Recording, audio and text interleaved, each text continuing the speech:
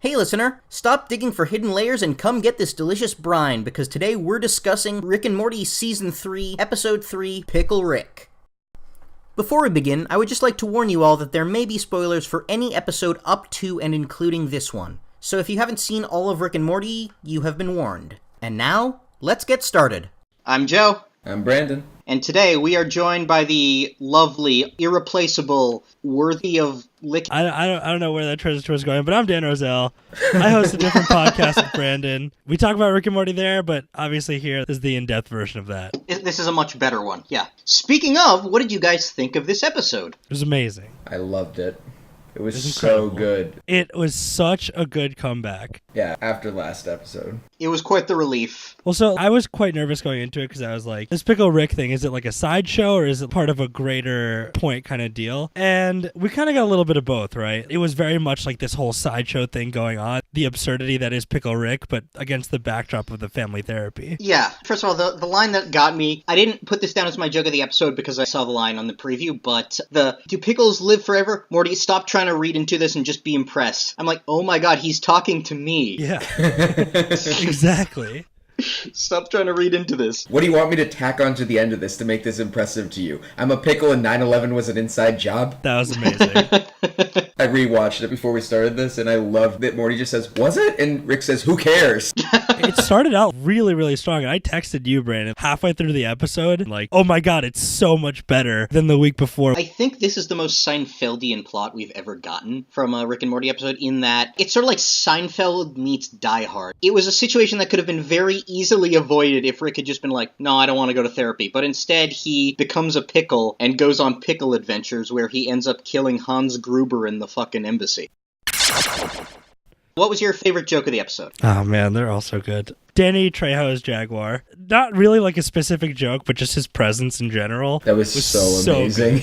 That's the non sequitur, insane bullshit that I come to this show for. Not the I'm working out my problems. I knew the name Danny Trejo. I didn't realize he's that guy. Yeah, Tortuga from Breaking Bad. He's the guy I picture whenever I have a shot of Tito's vodka.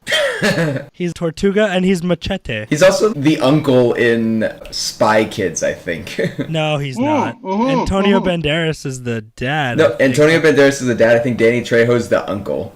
You're totally right. Yeah, Spy Kids, low-key, had like a lot of people in it. One of the two kids went on to... Actually, did either of them have a successful career? Again, Alexa Vega in Machete. I think Carmen had a very successful porn career. No, it was not porn, for sure. No, I'm sure it wasn't. I just kind of wanted to say that, It was too. in some alternate universe where most of our dreams came true, but not in this one. Oh, God, she was a kid. That's all I know her as. She's no longer a kid. We're all kids. There comes a time where every kid has to grow up and make some business decisions. I just discovered something.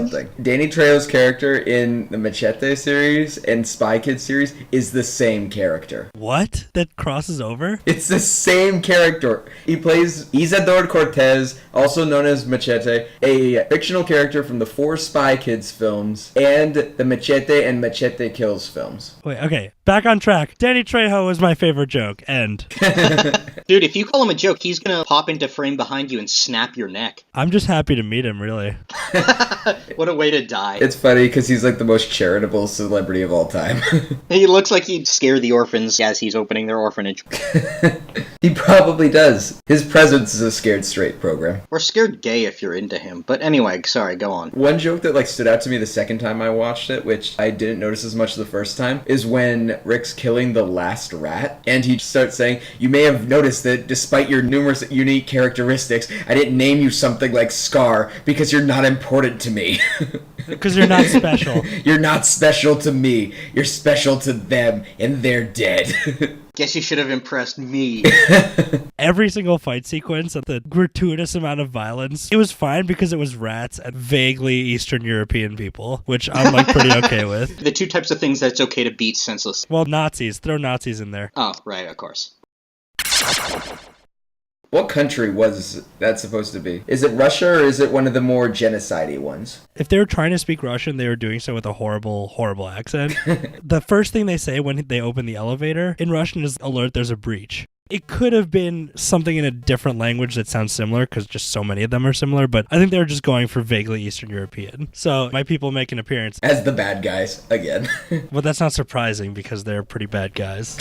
Just because you are a bad guy does not mean you are a bad guy. And like, what is Jaguar doing there? I don't know. He's like the Honduran hostage that's being held in the Serbian embassy. I think it's one of those two places that we took from the Russians because they were spying on our election. Did we take places from the Russians? Oh yeah, we took two espionage sites from the Russians in retaliation for them trying to influence the election. Ha, that'll show them. And Donald Trump, one of his first things in office was just like, we'll give him back. The word they were calling Rick the whole time, Solenia, the way they said it. Solenia. Solenia is pickle. It's like a weird tangential way to say pickle that's not really common usage, but I could totally see how they were attempting to make them sound Russian. Sadly, there is no old wives' tale about a pickle man who crawls out of your cold soup. Well, it's not Russian, it's German. It's one of the Grimm fairy tales. Is it? No, it's not. I'm fucking with you. Even they're not that weird. It was weird that the head of, let's just call it the Russian embassy, the head of the Russian embassy was a British guy? Why? Yes. Like, what? That's the part I didn't understand. Everyone else in there was speaking with some tinge of a Slavic accent, and then this guy is like British, robs them, and then is set on fire. So like, great. But what is he doing there in the first place? Was he British? I thought he sounded like Hans Gruber. What? No. He had the same tinge to his voice that Alan Rickman does, and I think that's all I heard. He reminded me of Hans Gruber for sure, but... I said tinge, I didn't say he had the essence. Can you imagine, if he was still around, how good of a guest star he would have been on this show? Oh my god, that would have been amazing. Don't tell me that. I'm gonna cry myself to sleep. I'm still waiting on the Liam Neeson cameo that we're gonna get eventually, hopefully. Ooh, or maybe a Paul Walker Oh, no. Paul Walker. Maybe one by David Bowie.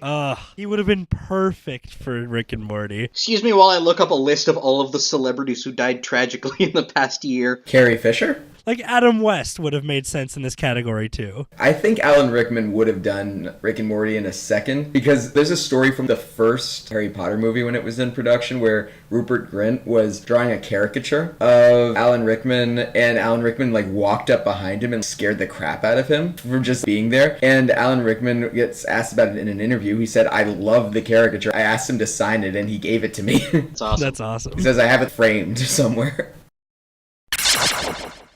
Fuck it. Now's as good a time as any to talk about it. I felt like the A story and B story were kept, often they're separate, but in this case, the A story and B story were kept on either side of an alligator-filled moat. All of the comedy was in the Rick Pickle section, and all of the character development stuff was in the Beth therapy section. I was happy with what we got with Beth, but it was not funny. I love the Dr. Wong racist name. By the way, that's my joke of the... Oh no, actually my joke of the episode is, do I have infinite daughters? No. No, you don't. Just me. But I like the Dr. Wong racist name, but beyond that, it just was not very funny, and it could have used some humor. We got enough absurdity in the other part that it kind of spilled over into seeing him like walk into this therapist's room as a pickle and discovering that the only person on Earth, like this is the first time we've heard someone on Earth really acknowledge these things about Rick, and they're saying all these things to him as they see him sitting in their office as a pickle. That is its own level of absurdity that I kind of liked about the ending. It was funny to watch her just, oh yeah, this is normal. She didn't raise an eyebrow. It's like weird to me that of all the people that have ever met Rick, she's the only one that nails down what he's dealing with. Because he's never really thought therapy was a thing worth pursuing. And it seems like at the end, he really didn't learn anything, even though the kids are like, oh my God, all this stuff just came out. The point of that scene really gets down to everyone thinks that they're so complex. And then when you come across someone who it's their profession to understand people, they can see what factors go into your life and what your relationship with yourself is a lot more easily than you thought anyone could. It's like the difference between you looking under the hood of a car and a mechanic looking under the hood of a car. You look under there and you just see this array of tubes and wires and what the fuck is going on. No one could possibly comprehend this shit. And then a mechanic looks, he's like, oh yeah, this is broken here and there, just do this and that'll be $67,000. What mechanic do you go to? Are you getting your plane fixed? No, that's every mechanic. Are you getting your private jet fixed? Is that what's happening? Do you guys not? Maybe you guys have higher quality jets than mine. Yes. When you're a jet all the way. Okay, I'll Oh my God. God, I don't want to put that in. Okay, I really liked that. So that does sort of lead into another question. Dr. Wong says to Rick, you seem to alternate between viewing your own mind as an unstoppable force and as an inescapable curse. And I think it's because the only truly unapproachable concept for you is that it's your mind within your control. You chose to do a bunch of shit, come in here, belittle me, turn yourself into a pickle, etc., etc. You're the master of your universe, and yet you're sitting here literally in a vegetative state. So what I got from there is, and I couldn't really come up with any concrete examples of this, but maybe you guys can. It seems like she's saying Rick doesn't feel like he's in control of his own mind. What are your guys' thoughts on that? She mentions to a normal person the mundanities of life, or like brushing teeth. To Rick, the mundane parts of life are reconciling the fact that he is one of the smartest beings in the universe with dealing with family, doing normal everyday things, and kind of thinking about how his brain works. That's boring to him, so he just wants to create adventures for himself. That's why he doesn't want to sit through therapy. He'd rather spend his time dicking around doing crazy shit, but like once he sees the consequences of some of the things he does, like Unity is a great example. The episode with Unity, he sees the consequences of like what it does to that hive mind and what his influence does to people. And that's where he really starts feeling like these crazy adventures that I have, I'm kind of putting normal interactions on the back burner to facilitate them. He's a monster of his own creation. What he does with Unity is he's doing all of the drugs. He's running away from himself. When he's drunk, which is all of the time, he is not in control of his own mind. But he's very much in control when he chooses to go to certain places. He drags Morty to his math teacher's house to incept him just because he doesn't want to deal with Morty having math homework. It's something like that he chooses to spend his time on, which is inherently dangerous, but provides him the kind of thrill that reading the newspaper would. Yeah, but the thing about choosing to go to those places is there's very little control. He could have gone up to Mr. Goldenfold, been like, here is $10,000. Now give Morty A's in math, and Mr. Goldenfold would have been like, fine, as long as he keeps groping me like he did in episode 1, we'll be all good.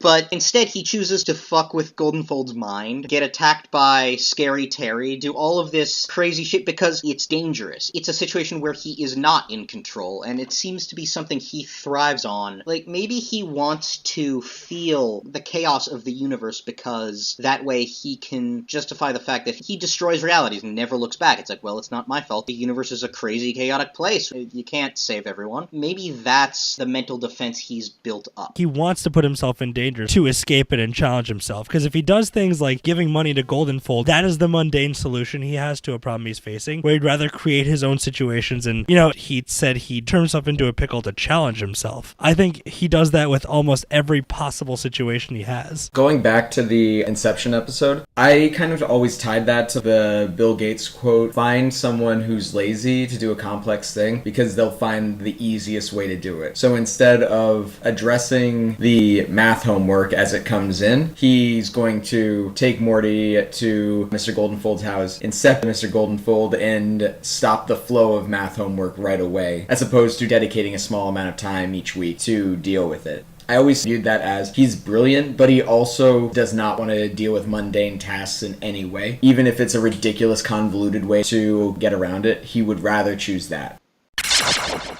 Should we talk about Beth? Yes, let's talk about Beth. I have a lot of thoughts on this. Last week we were complaining that we didn't see enough of Beth, we just saw a cardboard cutout. This week we sure as shit saw some Beth. What did you guys think? Beth was completely independent of Jerry in this one. This is like pretty much the first time we've seen her independent of the context of Jerry. This is just her as a human, and it was awesome. She seems to be in like this hardcore denial. She is very much her father's daughter in the way that she doesn't really legitimize a therapist at any point. She tries some things, but like when they're leaving and Rick turns back into a human, she just kind of brushed it off as if nothing happened. Basically, it was a circular path to get to. I shouldn't lie to you. Okay, thanks. And then they're like, let's go get ice cream, while the kids are like, we should probably go back there. And she's like, nah, it's bullshit. I wonder if, had Rick not shown up, if Beth would have taken to heart what the therapist was saying, or if she would have rejected it anyway. Because she did seem to be taking something. I'm not sure if she was taking it in or just acting, but it looked like she was taking something in that the therapist had been saying. I think she thought she was. She did ask Rick, so is that anti-pickle juice? He's like, yep. And then immediately afterwards, Rick undercuts it with, hey, let's go out for a drink. And I wonder if that was Rick manipulating her on purpose, where he's rewarding her with a small amount of attention. Like, hey, let's go out and grab a drink. I don't know if he knows the kind of influence he has on her, because it seems like no matter what he does, like, she will always take his side. And I don't know if Rick is fully aware of that. He might be acutely aware of it in the sense that he kind of uses that to break up her and Jerry. But but I don't think he knows the true extent of it. I think he does. I don't know if he means to, like, cause her harm that way, because it's very clearly affecting her life, her relationship with her family, and the kids, and Jerry, and all that. But I don't know if that was his intention. He wouldn't do it maliciously, but I think he's gonna do whatever, even if it includes fucking over his own daughter. I think Summer and Morty he will protect. He will protect his reputation with Beth, but I don't know the extent to which he'd be like, I shouldn't do this to my daughter, or I can fuck up this version of my daughter. I got an infinite number of other daughters. But if he's attempting to protect Summer and Morty, clearly they're not taking this the way that he thought they would. That did not have the anticipated result that he was hoping for. I think the result he was hoping for is just get Jerry to go away. I think in the season 2 finale, Jerry was considering turning Rick over to the Galactic Federation.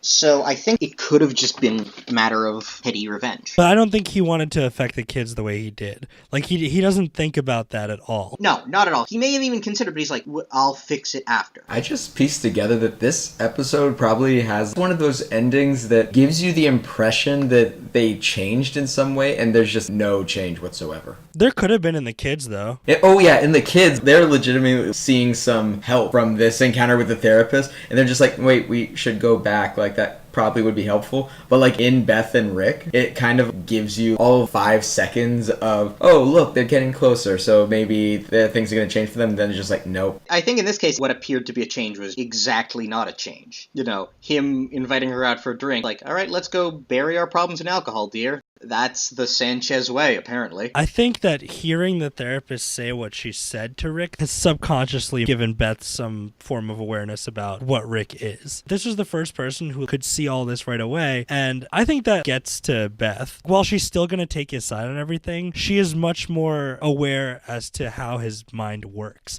and partially why he does some of the things he does. But maybe she's just accepted that's who he is. I think she's still at the point where she isn't aware of how broken she is. You know, she needs help so badly, she doesn't know she needs help yet. And I don't know if we're ever going to see Beth get to that point, because once she starts getting help and gets on a path to recovery, then there's no real point in her character anymore, because this is a comedy, and the funny part is seeing her not together. Well, there's awareness, and then there's like actively trying to fix it. Do you think we're at the point of awareness yet, or we're not even there yet? I don't think we're there yet. It is possible there is a thought... Have you ever tried to help someone who's in a really shitty place and you end up talking in circles because the advice you're giving them is sound, but they're not ready to hear it? Well, yeah, I called you yesterday, Joseph. I was waiting for that joke. So, one thing about Beth, I watched through several clips of the episode to get the questions together and whatnot, and I strolled down to the comments, and there was one disgruntled commenter who was very mad. He's like, Beth is a complete bitch, which, by the way, I wouldn't go so far as bitch, only because I understand why she feels the way she feels. I would say she's emotionally abusive to her children. The therapist, calls her out, which I thought might be the spark of self-clarity. She immediately says to the therapist, fuck off, and when the kids say, hey, but they immediately says to both of her kids, fuck both of you. If Interdimensional Cable 3 doesn't happen at some point this season and is a completely free episode from this whole divorce saga, I'll be really disappointed, because that is their one opportunity to get away from this plotline. That would have made a good segue, but I have things to say, and damn it, I'm gonna say it. So, this one commenter was really pissed about the fact that Beth is a terrible mother, but she gets to keep the family, and Jerry gets an angry wolf that eats his unemployment check. Unless my suffering nourishes you. The thing is, I agree with what they said, I just don't agree with the conclusion they drew, which is, this is bad. I think this is the point of the show, that the universe doesn't give a fuck about you. You can be the greatest human being on the planet, or you can be the worst human being on the planet, but if you both fall out of a plane, you're gonna hit the ground at the same speed, because the universe doesn't give a fuck. Did you just tie this back to Galileo? Well, no, Brilliant. I mean, maybe, but... Yeah, he dropped a bowling ball and a smaller ball off the Leaning Tower of Pisa to see if they'd fall at the same rate. Jesus, dude. Yeah, but it's not fair that Jerry he would be a good father, I think. He's pathetic and he's not a good role model, but he'd be a good father. He loves his kids. Beth would sooner sacrifice everything in her life in exchange for just one moment of tenderness with her father. She's a terrible mother, but she gets the kids, Jerry doesn't. Well, she doesn't even want authentic tenderness with Rick. She just wants the illusion of it. She doesn't even need it to be real tenderness. She just needs to feel for 5 seconds like she actually is having a connection with him. Also, they're both terrible parents. They're both highly incompetent. No, I'm not saying Jerry's... He's incompetent, but he's a loving father, is what I'm saying. He abandoned his son for the affection of King Flippy Nips. I'm not saying he's not an idiot. He's a sitcom parent in that he's dysfunctional. He's not Father of the Year. He makes mistakes, but I think if you had to choose who should Morty be raised by, Barry or Jerry or Beth, it should probably be Sleepy Gary. Sleepy Gary was the perfect parent. I'm a parasite. Yeah, but you're real. But I think Beth will accept fake tenderness from Rick in the same way that if you're starving, it's like, okay, fine, I'll eat McDonald's. But I think that ultimately what she wants is a real connect. Like, that's what she's so fucked up about. She wants a father. She wants some real fatherly connection. But since all that Rick has to offer are these empty gestures of let's go get a drink, sweetie, she'll take it. Because she just thinks that's the best that he has to offer, or... No, I think he, genuinely cares for her. It's not like he doesn't care about her. No, I don't think he doesn't care about her. I just think he doesn't show that he cares about her. And in the absence of real affection... she'll take the lie. Yeah. You make a good point. Note the surprise in my voice. You started to say something segue-y before, and I can't remember what it was, but it was good. This was about the amount of time that we would take to play out this whole divorce scenario. Okay, first episode, they kind of gave it to us ham-fisted. Jerry's by the moving truck. We know it's happening. It's real. It's not just like a throwaway plot point like it was for the first 2 seasons. This one, they're going to family therapy. I imagine we're going to get this as a B story a lot of the time as they explore this. And if it's supposed to be the darkest season of the show so far, it would make sense that that is the backdrop for it. But I think that leaves plenty of room to do a fun diversion at some point in the middle of the season. Like, for example, an interdimensional Cable 3, where they could take a day to be like, you know what, nothing matters, come watch TV. And that wouldn't just be for them, that would be for all of us too. I think they need to have that kind of thing happen at some point this season to break up this whole extended arc of their dealing with what Rick has done to them. That would be interesting. Question. Is the divorce final? Because Beth says, oh, they're just mad at me because I divorced their father. But is it final, or are they in the working stages of it? I think they're in working stages. Yeah, it takes a long time. Well, I mean, they have had a year and a half. No, they haven't. Season 3 started recently. I know, I'm invalidating your joke. Actually, now that I think about it, you are correct. They did have since April. But yeah, I'm just wondering, over the course of this season, is it going to end with Beth and Jerry actually getting divorced, or are they going to have the Kodak moment where they realize that they still love each other? This episode of the Daily Squanch brought to you by Kodak. I think definitely the second one. We saw a prime example of this the first time they were thinking about splitting up. That was Interdimensional Cable 1. And guess what? At the end of the episode, in every conceivable universe, Beth and Jerry end up together. The only one where they aren't together right now is the one where the Rickest Rick is interfering. And we've seen in the Cronenberg episode, when they're in the abandoned ruins of the Cronenberg world and Jerry's all Rambo'd up, Beth just says, you know, now that Rick's gone, I'm finally happy. Now that Rick and Morty are gone, I'm finally happy. How is Morty the problem child there? I don't know. Ask her. But you're correct. That is really interesting. Rick is the wrench in sheep's clothing. You're mixing metaphors here. So yeah, it's interesting in that, left to their own devices, Beth and Jerry do belong together, like every marriage counselor and everyone they've ever tried to talk to has said. You're just terrible fucking people and you belong together because of it. Speaking of the therapist, courage for the patients that are trying to eat poop, and dedication for the... And also, that is the correct hang on. That was like a weird detail. It's the real word.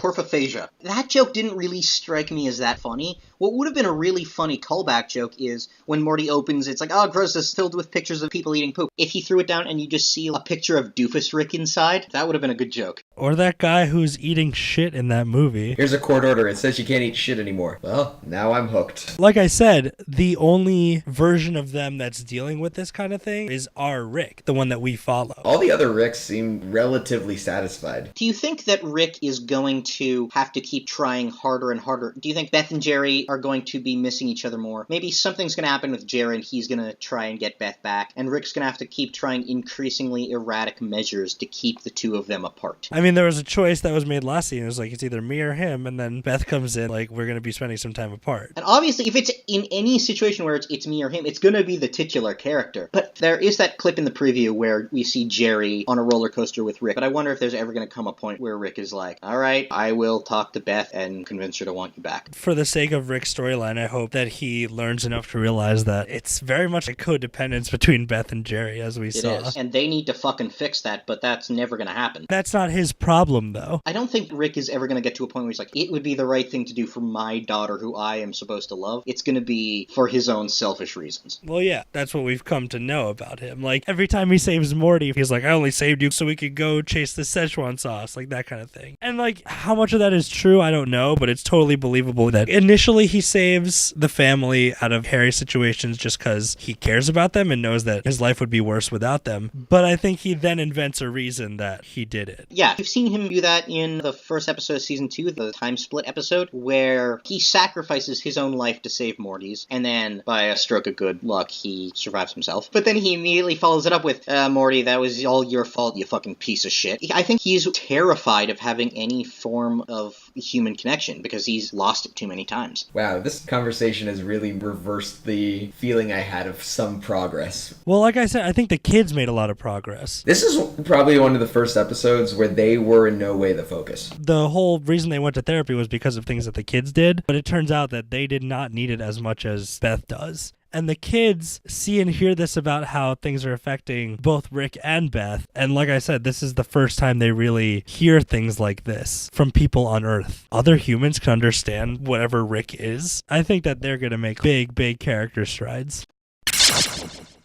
I wish we got to see more of Concerto. That was my biggest disappointment of the episode, was finding out that Concerto was just a one-off joke and not a, Not like a major plot point? Yeah, that was a good Jaguar bit. I hope Jaguar comes back. What was that? That, Morty, is why you don't go to therapy. Which is ironic, because I'm skipping a therapy session to do this podcast. That explains a lot about you. Let's add some jokes. What other gruesome methods did Rick use to kill the armed guards? If you saw what his ship is capable of, imagine what he could do with his own 2 hands. In my head, I don't know how he did it, but he somehow convinced one of the guards' wife, child, and dog to come over all dressed as pickles, and then tricked the guy into killing his own family, and then that's the one guy he allowed to live. What the fuck did I just listen to? I mean, I was going to say, I think he just tricked one guy into killing the other guy and then himself, but your thing was something else. That was so dark. Yeah. I just thought he would have killed someone with like a staple remover or something like that. Not make a guy kill his family. But he also built himself like an insane laser. Out of like a webcam. That was fucking sweet. That was some John McClane awesome shit. Okay. If John McClane building that laser as a pickle. Out of a webcam. It kind of looked like the butter robot, actually. One line that stuck out to me was when, what was her name, Susan Sarandon, Dr. Wong? She says, your family uses intelligence to justify sickness. So I was looking for evidence, but I couldn't think of much. It's kind of just all in the excuses they make for Rick. That's interesting that she said the whole family does it, because I'm pretty sure that it follows both ends of the spectrum, where Rick is like the hyper-intelligent guy who has all this going on, and he doesn't want to acknowledge that he's sick, and then you have Morty, who's on the other end, who literally, because he's got less brain power, is more valuable to the family. We know he's not good in school. We don't know how well Summer's doing in school, but we know it's not well because no one ever mentions it, and they're in therapy for these really dumb reasons. Rick, on the other hand, turns himself into a pickle, has destroyed entire realities, has, not entirely his fault, but infested the house with mind parasites. He's done so much worse than huffing enamel and pissing himself. And I'm sure when he gets drunk enough, he's pissed himself. Happens to the best of us. It also happens to you. But he gets away with it because of his intelligence. And I think we know why Beth puts up with Rick, because she's a shell of a woman. But I think Morty and Summer, I think they put up with Rick not necessarily because of intelligence, but it's sort of like if you were living with the Doctor as played by Charles Manson. You might wake up with missing limbs, you're playing Russian roulette every time you close your damn eyes, but he takes you to fantastic places that you could never otherwise see. Like Sharon Tate's house? It's new experiences. New doesn't mean good. But Charles Manson? I mean... This was the wrong episode to be a guest on. I'm now implicated. I'm an accomplice now. Not if we post it online. We can technically say that we were alerting the authorities.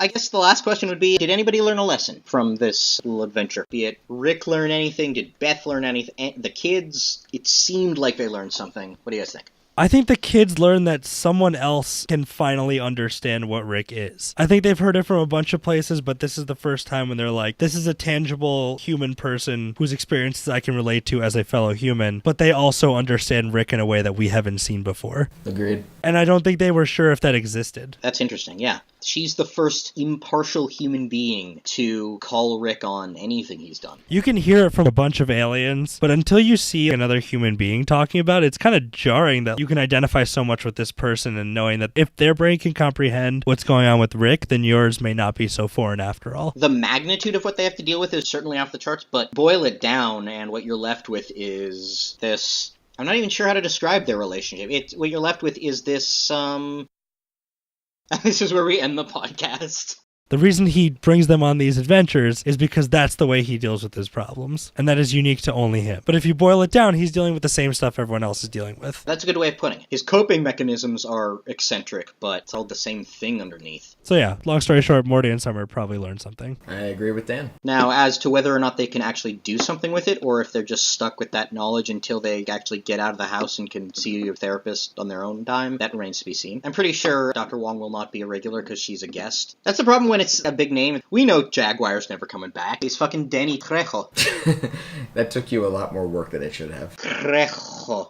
I mean, yeah, Susan Sarandon's a pretty big guest, but I can see more and more humans kind of filling that role for them as the season goes on. I think the season is going to end with a bit of a split between Rick and the kids. I don't know if that's necessarily true, but I think that if that eventuality does happen, the lessons that they learned in this episode will lend us a bit more depth. All right, I got nothing else. That's a lot of good discussion. And we're done in a fucking hour. This was an efficient discussion. Hopefully it comes out to be more than a 10-minute podcast. We'll just edit it down to the 10 best minutes of the entire hour and 20 minutes. I just feel like there wasn't a lot of fluff. It was a lot of substance. It was funny and actiony, but neither of those lend themselves to good discussion, which is not a bad thing. It's bad for people who analyze it, but it's good for the show. The Pickle Rick part of the episode was just enjoyable to watch. It didn't need much examining. It didn't need much depth because it wasn't something that the other characters are built around. It was just, let's watch Rick as a pickle take out a government base. Depth would probably have taken shit away from it. Don't try to analyze it and just be impressed. Thank you, Rick. Thank you for listening. This has been the Daily Squanch, our non-daily Rick and Morty podcast, presented to you by Pancake. If you have questions or theories you'd like to share, if you have suggestions on how we can improve the podcast, or if you'd like to send us homemade pickles, see, I made it topical this time, you can find us on YouTube or Twitter at PancakePug, or on our website, pancakepugproductions.com.